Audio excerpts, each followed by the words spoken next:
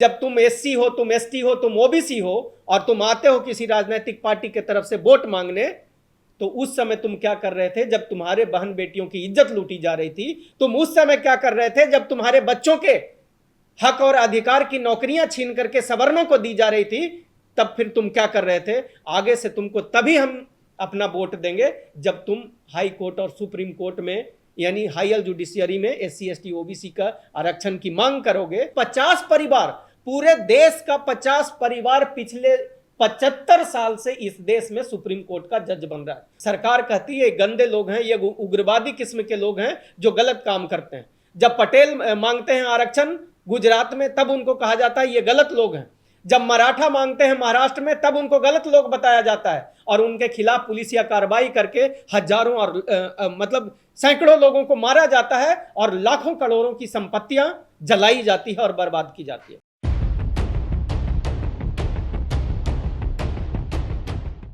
नमस्कार। आज मैं जिस विषय पे चर्चा करने जा रहा हूं आपसे, वह विषय बहुत महत्वपूर्ण है और वह है जुडिशियरी में रिजर्वेशन।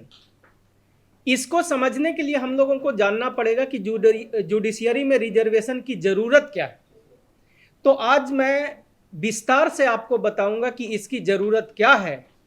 पिछले 75 साल से अगर इस देश में जुडिशियरी में एससी एसटी ओबीसी, खास करके हायर जुडिशियरी की मैं बात कर रहा हूँ, एससी एसटी ओबीसी माइनॉरिटी यानी डायमंड परिवार के लोगों का उसमें हिस्सेदारी नहीं थी, तो हम लोगों ने क्या खोया और इस देश ने क्या खोया, और क्या ये लोगों के आर्थिक, सामाजिक, राजनीतिक स्थिति को प्रभावित करती है, इसके बारे में भी मैं विस्तार से आप लोगों से आज चर्चा करने वाला। तो आइए शुरू से शुरू करते हैं। पिछले 75 साल में इस देश में एससी एसटी ओबीसी और माइनॉरिटी समाज के लोगों का सीनियर जुडिशियरी में, हायर जुडिशियरी में रिजर्वेशन नहीं रहा। नतीजा ये हुआ कि इस देश में 75 साल से ब्राह्मणवादी व्यवस्था जुडिशियरी में कायम है और इस 75 साल में जो जुडिशियरी में ब्राह्मणवादी व्यवस्था कायम है, उन्होंने ऐसा देखने और समझने को आता है। देखिए, हाई कोर्ट और सुप्रीम कोर्ट के पास पावर होता है, यानी कोर्टों के पास ये पावर होता है कि वो सुओ मोटो कॉग्निजेंस ले सकती है। अब इस बात को समझना पड़ेगा कि सुओ मोटो कॉग्निजेंस, जब हम इतिहास के पन्ने को पलटने लगते हैं और देखते हैं कि इस देश की जो ब्राह्मणवादी, अगर हम कह सकते हैं, व्यवस्था जो है, उस व्यवस्था से ओतप्रोत और प्रभावित लोग जो हैं, किस प्रकार से कुछ लोगों को, चंद लोगों को फायदा पहुंचाने के लिए सुओ मोटो कॉग्निजेंस इस देश की कोर्ट ने ली है। जैसे उदाहरण के तौर पे मैं वर्तमान स्थिति की बात करूं, आपने सुना होगा कि जब झारखंड में एक महिला का रेप होता है, विदेशी महिला का रेप होता है, तो वहां की हाईकोर्ट ने उसको सुओ मोटो कॉग्निजेंस लेकर के उस पर एफआईआर करवाई और इन्वेस्टिगेशन स्टार्ट करवा दिया। लेकिन तब मैं आप लोगों को बताना चाहता हूं कि जब एससी एसटी ओबीसी, आपने सुना होगा मध्य प्रदेश में एक एसटी समाज के व्यक्ति के मुंह पे पेशाब किया गया, तो उसमें कोर्ट सुओ मोटो कॉग्निजेंस नहीं लेती है। जब आपने सुना होगा कि इस देश की आन बान और शान को बढ़ाने वाली हमारी बेटियां, जब उन्होंने गोल्ड मेडल जीतकर इस देश का नाम पूरे दुनिया में रोशन किया और देश का डंका बजवाया, उन बेटियों की इज्जत और असमत लूटने वाले लोगों के खिलाफ जब उसको कार्रवाई करनी थी, एफआईआर करवाना था, उस समय इस देश की जो कोर्ट थी, वो भी अपना मुंह बंद करके रखा और उसके बाद उन बेटियों को जंतर मंतर पे आके धरना प्रदर्शन करना पड़ा। आप लोगों ने देखा कि इस देश के किसानों के खिलाफ काले कानून बनाए गए और उन काले कानून को वापस लेने के लिए 700 लोगों की कुर्बानियां देनी पड़ी और उन लोगों को गाड़ी से रौंद करके मारा गया। तब भी इस देश की कोर्टें मुंह बंद करके बैठी रहीं। और आप आज ये भी देख रहे हो कि मणिपुर महीनों से जल रहा है, जहां दलित, पिछड़े, आदिवासी लोग वहां सताए जा रहे हैं। वहां की महिलाओं के साथ क्या हो रहा है ये मैं कह नहीं सकता, स्थिति इतना दयनीय है, लेकिन फिर भी यहां की कोर्ट और सुप्रीम कोर्ट उस पर कॉग्निजेंस नहीं ले रही है। कब ले रही है? जब झारखंड में एक विदेशी महिला के साथ बलात्कार होता है, क्योंकि वहां झारखंड की सरकार पिछड़ों की सरकार है, दलितों की सरकार है, कमजोरों की सरकार है, तब वहां पे कोर्ट कॉग्निजेंस ले रही है। तो आप देख रहे हो, इस बात से आपको इतना समझ में आएगा कि इस देश की जो मानसिकता है, इस देश की सरकारों की और कोर्टों की जो मानसिकता है, वो एक पर्टिकुलर वर्ग को लाभ पहुंचाने के लिए है। और देखिए पिछले 75 साल में जब यहाँ पे ब्राह्मणवादी व्यवस्था के लोग कोर्टों में बैठे रहे तो उन्होंने क्या किया? उन्होंने ये किया, अभी 2023 में पूछा गया सवाल राज्यसभा में कि बताइए कि हाई कोर्ट और सुप्रीम कोर्ट में कितने SC ST OBC के जज हैं। तो जवाब में जो तत्कालीन मंत्री थे उन्होंने कहा कि चूंकि हम लोग हाई कोर्ट और सुप्रीम कोर्ट में रिजर्वेशन नहीं देते हैं इसीलिए इस प्रकार से डेटा उपलब्ध नहीं है। लेकिन एक चीज जो बताया वो बड़ा ही चौंकाने वाला है। पिछले 23 से लेकर 18 से लेकर 23 के बीच में 650 हाई कोर्ट और सुप्रीम कोर्ट जजों की भर्ती हुई और उसमें से 492, याद रखिएगा ये नंबर बहुत जरूरी है, उसमें 492 लोग सिर्फ सवर्ण समाज के लोग थे। यानी जिन लोगों की संख्या इस देश में मात्र 10% है उनको 650 में आप 492 सीटें देते हो, और जिन लोगों की आबादी इस देश में 90% है उन लोगों को आप मात्र 158 सीटों में निपटा देते हो। तो यह होता है जब SC ST OBC और माइनॉरिटी के लोग जब कोर्ट और सुप्रीम कोर्ट में बैठे नहीं हैं तब उनके साथ यह व्यवहार होता है। जब उनके मान सम्मान की बात आती है, उनकी महिलाओं की इज्जत और असमत लूटी जाती है, तो ये कोर्ट का जो दोहरा रवैया है, दोहरा चरित्र है, वो सामने दिखाई देता है। तो तब मैं आप लोगों को कहता हूं, और देखिए ये तो एक व्यवस्था की बात की, आपको दूसरा बात समझाता हूं। पिछले कई वर्षों से सुप्रीम कोर्ट में जाता रहा, लोगों ने कहा कि आप डिमांड कीजिए कि OBC आरक्षण लागू किया जाए। बार बार सुप्रीम कोर्ट ने यह कहा कि OBC आरक्षण लागू नहीं हो सकता है क्योंकि अभी तक जनसंख्या नहीं पता है कि OBC की जनसंख्या है कितनी। लेकिन कभी भी उसी सुप्रीम कोर्ट ने यह सरकार को गाइडलाइन नहीं दिया कि आपको जनसंख्या की काउंटिंग करवानी चाहिए, जनगणना करवानी चाहिए। वहीं दूसरी तरफ आप देखो 2019 में जब EWS कैटेगरी के लोगों को आरक्षण दिया गया, यानी सवर्णों को आरक्षण देने की बात हुई, तो तब सुओ मोटो कॉग्निजेंस लेकर के इस सुप्रीम कोर्ट ने यह नहीं कहा कि अब जो है इनकी जाति जनगणना नहीं है तो आप किस आधार पे इनको 10% आरक्षण दे रहे हो। अगर बिहार के को आधार हम लोग मान लें तो सवर्णों की आबादी मात्र 10% है। 15% तब वो पूरा होता है जब उसमें मुस्लिम समाज के लोगों को ऐड किया जाता है, और मुस्लिम समाज वहां 5.5% है। इसका मतलब ये हो गया कि सवर्णों की जो आबादी है बिहार और एवरेज मान लें वो देश में, तो मात्र 10%, और 10% के लोगों को आप 10% आरक्षण दे रहे हो। और वहीं दूसरे तरफ जब जाट मांगता है आरक्षण तब कोर्ट कहती है ये गंदे लोग हैं, सरकार कहती है ये गंदे लोग हैं, ये उग्रवादी किस्म के लोग हैं जो गलत काम करते हैं। जब पटेल मांगते हैं आरक्षण गुजरात में तब उनको कहा जाता है ये गलत लोग हैं।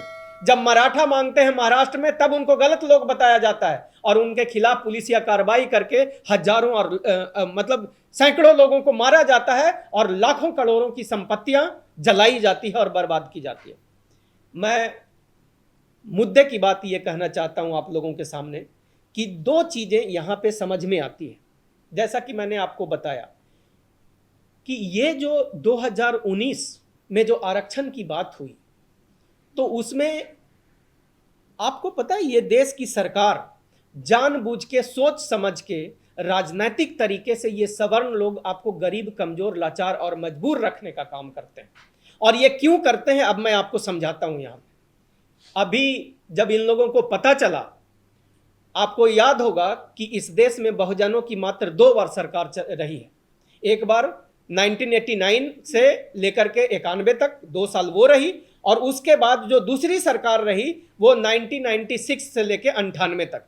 जब इन सवर्णों को पता चल गया, ब्राह्मणवादियों को पता चल गया कि अब तो ये सेंट्रल गवर्नमेंट में आने लगे हैं, कहीं ऐसा ना हो कि सुप्रीम कोर्ट में आने वाले समय में किसी दलित, पिछड़े और आदिवासी को चीफ जस्टिस बना दो, तो बेहतर है इससे पहले कोई ना कोई तरीका ढूंढ लो। आप इस देश के दलित, पिछड़े, आदिवासी अपने दाल रोटी में व्यस्त थे और सवर्ण अपनी व्यवस्था बनाने में व्यस्त था। जब 93 में इन्होंने क्या किया आपको पता है, बार और बेंच दोनों जगह पे इनका जो है रोल और इनका प्रभुत्व ज्यादा है। तो ये करते क्या है कि बेंच के माध्यम से कोई एक एप्लीकेशन आगे फॉरवर्ड करवा दिया, पिटीशन फॉरवर्ड करवा दिया, और 1993 में कॉलेजियम सिस्टम लाया गया। और वो कैसे लाया गया, article 123 of constitution, Indian constitution में उसमें लिखा हुआ है कि सुप्रीम कोर्ट में जजों की जो नियुक्ति होगी उसमें सरकार से कंसल्ट करना पड़ेगा, उनसे कंसल्टेशन लेना पड़ेगा। लेकिन आर्टिकल 124 को 9 जजेज की बेंच ने यह ऑर्डर देते हुए कहा कि वो कंसल्टेशन का मतलब कंकरेंस है, और वो शब्द की बदलाव कर दिया। आप लोगों को जानकारी होनी चाहिए कि अगर संविधान में आप बदलाव करना चाहते हैं तो तब आप तभी कर सकते हैं जब 2/3 बहुमत से राज्यसभा और लोकसभा में उसको पास करवाना पड़ता है।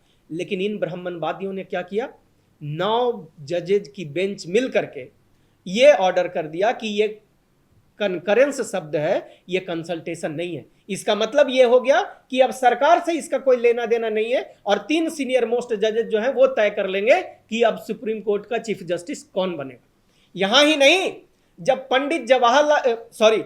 पंडित वाजपेयी की सरकार आई तो उसी व्यवस्था को और मजबूत करने के लिए, ताकि सरकार की सुप्रीम कोर्ट के जजों की नियुक्ति में रोल खत्म हो जाए, पंडित वाजपेयी ने एक और चाल चला और उसने कहा कि नहीं, 3 जजेज जो हैं वो कम हो जाएंगे, 5 जजेज कम से कम होना चाहिए। इनको पता है कि शब्दों का खेल कैसे खेला जाता है, और उन्होंने 3 के जगह पे 5 जज का कॉलेजियम सिस्टम बना दिया, और आज सुप्रीम कोर्ट का चीफ जस्टिस जो भी बनता है वही 5 कॉलेजियम सिस्टम के माध्यम से बनाया जाता है। और आप देखोगे, इतिहास निकाल के देख लो, पिछले 75 साल में इस देश में जितने भी सुप्रीम कोर्ट और हाई कोर्ट के, खास करके सुप्रीम कोर्ट के जो आज के तारीख में 34 जजेज हैं, उसमें से मैक्सिमम ब्राह्मणवादी हैं, और वो लोग हैं जो 50 परिवार, पूरे देश का 50 परिवार पिछले 75 साल से इस देश में सुप्रीम कोर्ट का जज बन रहा है। कोई मौसा, कोई फूफा, कोई बहू, कोई बेटी, इस प्रकार से सुप्रीम कोर्ट में जज बनाए जा रहे हैं। यानी अब दलित, पिछड़े, आदिवासी और माइनॉरिटी यानी डायमंड परिवार के लोगों को सुप्रीम कोर्ट में जाना मुश्किल इसलिए हो जाएगा क्योंकि ये ब्राह्मणवादी व्यवस्था में बैठे हुए लोग जब भी चुनेंगे तो ब्राह्मणवादी मानसिकता के लोगों को चुनेंगे, और अंत में उन्हीं को लाभ पहुंचाया जाएगा। तो तब मैं कहता हूं कि अगर इस देश की 90% आबादी SC, ST, OBC और माइनॉरिटी के लोग अगर मान सम्मान के साथ जीना चाहते हैं, अगर अपने हक और अधिकार लूटे जाने पे अगर ऐसा एक व्यवस्था बनाना चाहते हैं जिसमें कि supreme court suo motu cognizance लेकर के, जैसे एक उदाहरण मैं यहां पे बताना चाहूंगा, दिल्ली में DSSB ने अभी कुछ दिन पहले नियुक्तियां निकलवाई, वैकेंसी निकलवाई, उसमें 325 SC, ST, OBC की सीटों को काट करके सवर्णों को दे दिया गया, उनको दे दिया गया जो पहले से मजबूत लोग थे, जो पहले से ज्यादा शिक्षित लोग थे। आपको जानकर हैरानी होगी कि कुछ दिन पहले दिल्ली में दिल्ली पुलिस की वैकेंसी निकली थी लगभग 7,000 के आसपास, और उस 7,000 में 2,000 में 90% आबादी वाले SC, ST, OBC माइनॉरिटी के लोगों को निपटा दिया, और मात्र 10% के लोगों को EWS और अनरिजर्व कैटेगरी के नाम पर लगभग 5,000 सीटें दी गई। और इस देश की सरकार भी चुप रही, इस देश का कोर्ट भी चुप रहा। तो तब मैं कहना चाहता हूं अंत में बस इतना कि अगर मैं सारे SC, ST, OBC माइनॉरिटी के आज विधायक, सांसद और मंत्री हैं, अब तो कोई नहीं है, लेकिन ये समय बहुत इंपॉर्टेंट है, चुनाव का समय है, अपने लोगों से कहना कि जब तुम SC हो, तुम ST हो, तुम OBC हो और तुम आते हो किसी राजनीतिक पार्टी के तरफ से वोट मांगने, तो उस समय तुम क्या कर रहे थे जब तुम्हारे बहन बेटियों की इज्जत लूटी जा रही थी? तुम उस समय क्या कर रहे थे जब तुम्हारे बच्चों के हक और अधिकार की नौकरियां छीन करके सवर्णों को दी जा रही थी? तब फिर तुम क्या कर रहे थे? आगे से तुमको तभी हम अपना वोट देंगे जब तुम हाई कोर्ट और सुप्रीम कोर्ट में यानी हायर जुडिशियरी में SC, ST, OBC का आरक्षण की मांग करोगे, और जब जब SC, ST, OBC माइनॉरिटी के अधिकार हक छीने जाएं या उनके मान सम्मान पे आघात हो, तो वैसा कोर्ट तैयार करना जो उस पे सुओ मोटो कॉग्निजेंस ले। तो आपके माध्यम से मैं पूरे देश की जनता को एक बात और कहना चाहता हूं, जो मेरे जैसे साथी हैं जिनके पास कुछ नहीं है, अगर आपके पास मोबाइल फोन हो तो अपने मोबाइल फोन के माध्यम से जैसे मैं आज बोल रहा हूं आप भी बोलो, और जिस भी मंच से, चाहे फेसबुक हो, ट्विटर हो, इंस्टाग्राम हो, या और जो भी संसाधन और साधन आपके पास है, आप उस पर वीडियो बनाओ इन मुद्दों पे, ताकि हमारा समाज जागे। और जिस दिन समाज जाग गया उस दिन से हम सत्ता में भी होंगे, सरकार में भी होंगे और सुप्रीम कोर्ट में भी होंगे। जय भारत, जय संविधान, जय डायमंड परिवार।